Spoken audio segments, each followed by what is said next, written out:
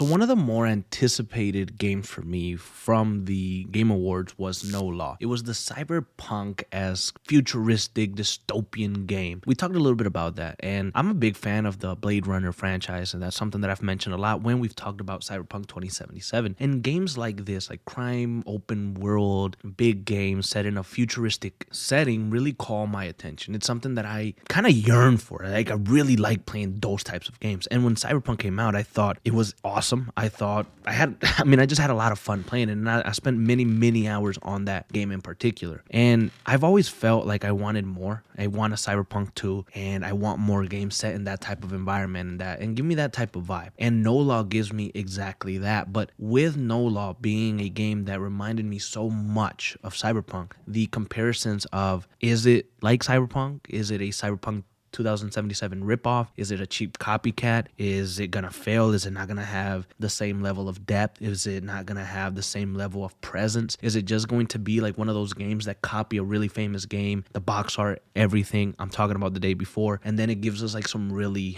shit game mechanics. It gives us a really shit story. It feels very cheap. It feels like a knockoff. Is that what No Law is? Now, if you said to me that that's Cyberpunk, I would believe you because it looks just like Cyberpunk 2077. I think the main character's voice actor is actually Gavin Drea, the same actor behind Male V in Cyberpunk 2077. When I first heard him talk, it sounded exactly like him. I thought, whoa, I'm pretty sure that's V. And some people confirmed in the comments that it was. I did some digging. I couldn't find the confirmation, but it sounds just like it. If you put the voices side by side, I mean, you can't tell me that it's not Gavin Drea. If it's not him, it's at least someone doing a very good impression of what he did in Cyberpunk 2077. So obviously you have the aesthetics that looks just like Cyberpunk 2077. You have combat, first-person shooter. You have the voice actor from Cyberpunk. And the funny thing is that even if you compare the main artwork, it does look very similar. Cyberpunk 2077 yellow aesthetic with Male V and the gun is right here. And then if you grab No Law and Harker, the main character there, and you compare that art to Cyberpunk's art, I mean, it's very similar. It's almost like a copy of that art. And so obviously, again, those comparisons for Cyberpunk 2077 are going to be there. And IGN had a interview with the co-founder of Neon Giant, the studio behind No Law. And he asked him directly about the comparisons to Cyberpunk 2077. And this is what he had to say. I think obviously every day we have to do that internally as well, because we know what Cyberpunk is and we know people will compare us. But the game is very different and the world is very different. A lot of it is just the mood and tone. Cyberpunk is a big, sprawling experience. It's a mega city. And our game is a lot more intimate, both when it comes to the gameplay mechanics, but also the world. I think as people see more of the game, that will be more apparent. It's hard to do in short a trailer like that. I think you need to see and feel the game more. It's more of an intimate experience, like the world is deep but not so grand. And the same thing with mechanics and the same thing with the story. It is very personal and very reactive around you as a player, rather than being set in this grand backdrop. So for that first part, Tor Frick, the co-founder of Neon Giant, is talking about the comparisons, right? And he basically lets us know here that he thinks his game is more intimate. It's more of a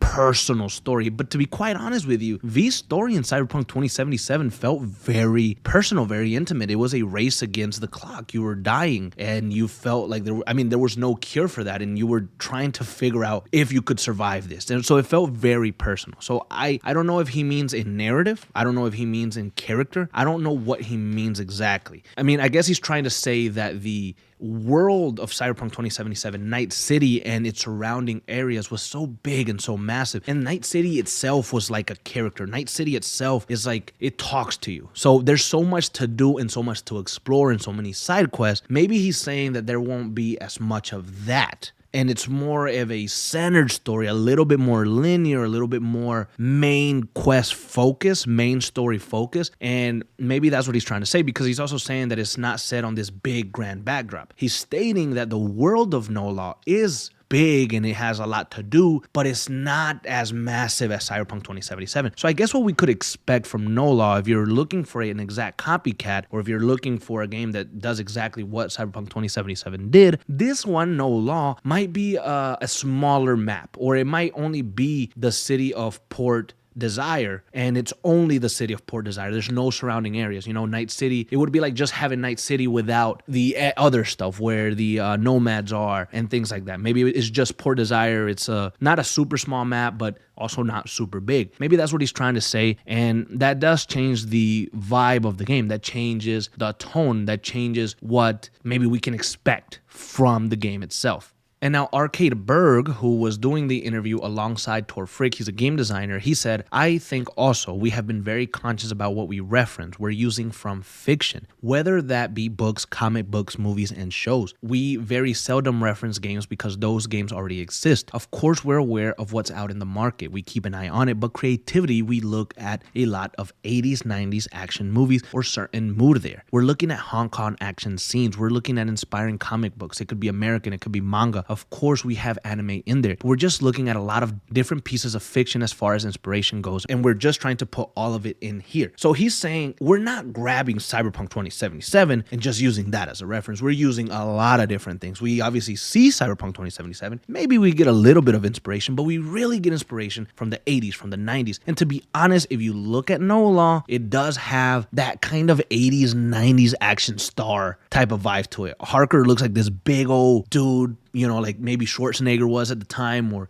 Sylvester Stallone or Van Damme. It looks like one of those big action heroes that was just a savage, was a badass, just fighting and saying cool shit and never backing down, never, dying. And it really does have that vibe if you take another look at it. He's also saying that he's taking inspiration from Hong Kong action scenes. So, the fighting. It also has that vibe. It seems like it has more of a hand-to-hand combat too, with the kick and the punching. You're obviously going to be able to use weapons and things like that, but I think the combat itself aims to be a little bit more different, more hand-to-hand as well. And I just think that that's very interesting. So they're saying that they're not ripping off Cyberpunk. They're saying that they're just taking inspiration from what's available to them. And you can see that in its gameplay. You can see that in its art design. You can see that in the way the world is built. And you can definitely see that in their main character.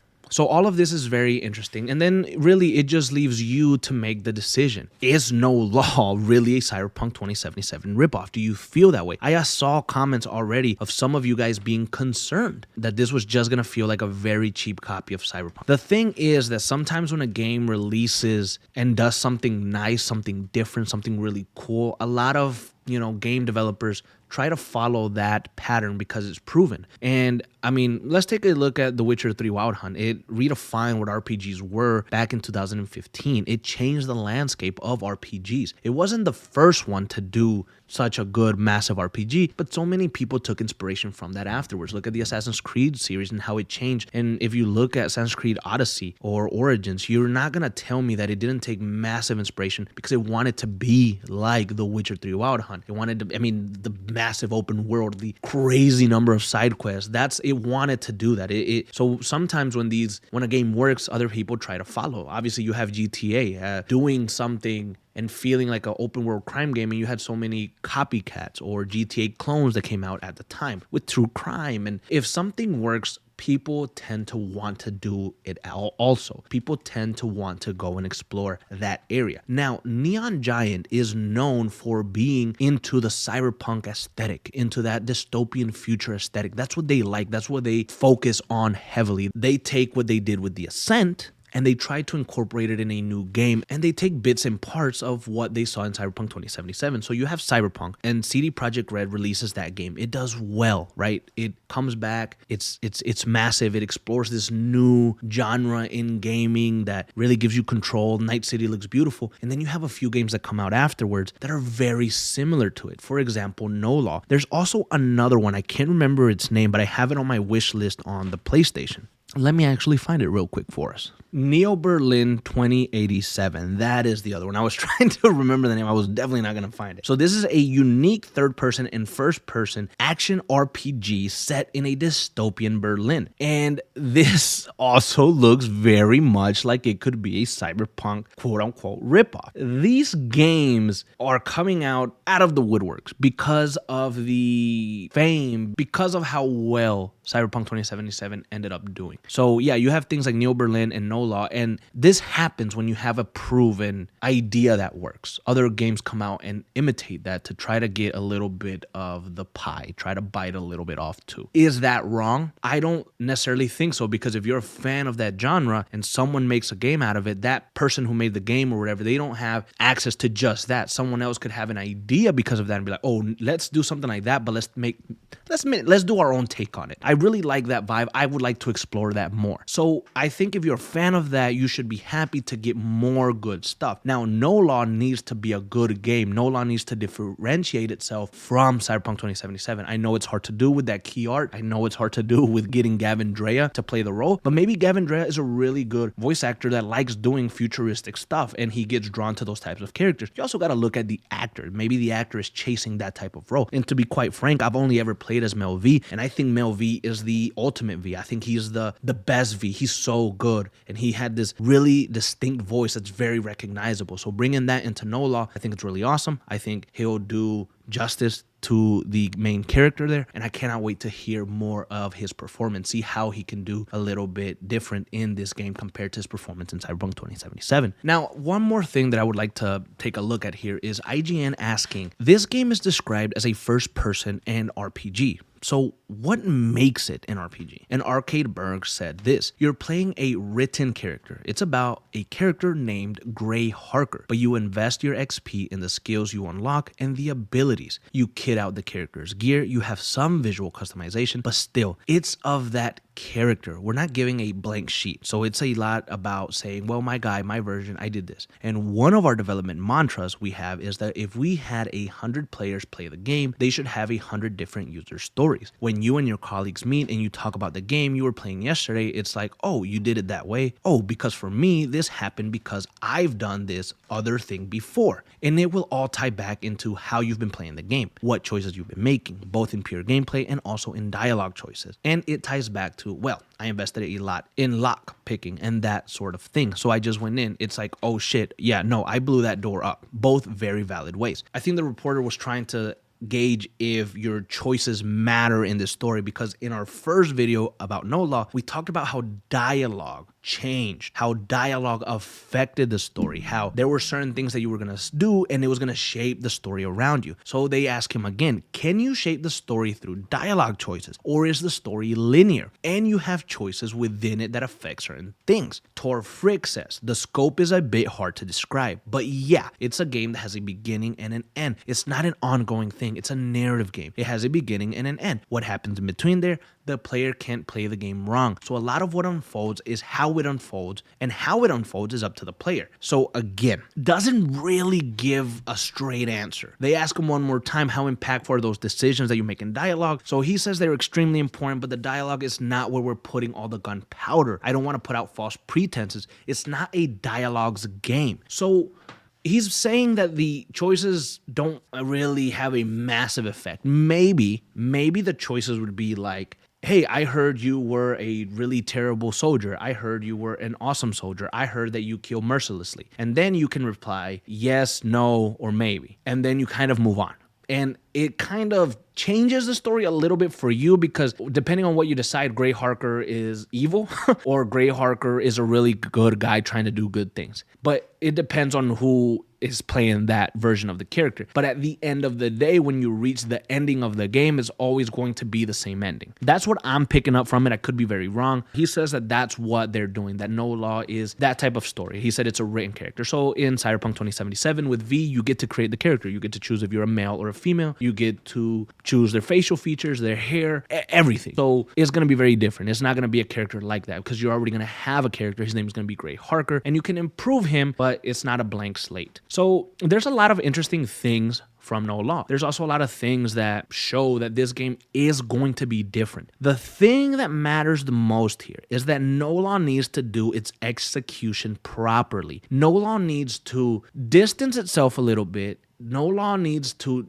be different than Cyberpunk 2077 in certain things. It cannot be a carbon copy because it will feel cheap. Because Neon Giant isn't as big as CD Projekt Red. They don't have as much money as CD Projekt Red. They don't have hundreds of people working on this thing for a number of years. They're a smaller studio that does more intimate stories. And so if No Law can deliver a great narrative and a great character in Gray Harker, which I think Gavin Drea can really do his thing in this one, then the game can stand out as a different type of game. It can be very good narrative-driven game. It has to have its own little unique twist. So I personally hope that it's not a cheap copy, a cheap imitation, or a ripoff of Cyberpunk 2077. And I believe that the game won't be because of their work in The Ascent. I hadn't played that game much before No Law, and with the PS5 Portal, I've been able to put more hours into it, and it feels like it has its own identity. It's doing its own thing. It feels like Neon Giant is a studio that likes to take risks. It's a studio that likes to do different things, and they like to